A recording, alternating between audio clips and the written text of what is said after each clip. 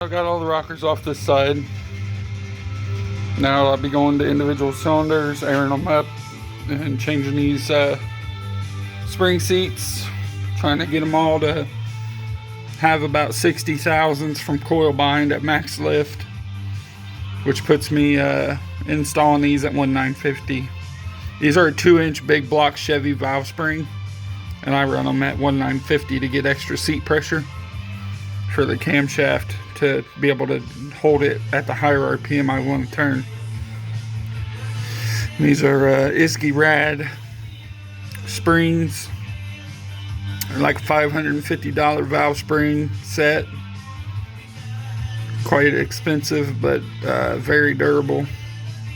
My other 1,950s, when I installed them at 8 years old, all my spring pressures were within 5 pounds of one another, which was pretty good. So now I'm on these big block springs. I haven't checked seat pressures in a while. I probably will this coming year or something, but for now we just want to get it apart, fix that seat heights, get them all at 1,950, and then we'll be good to go.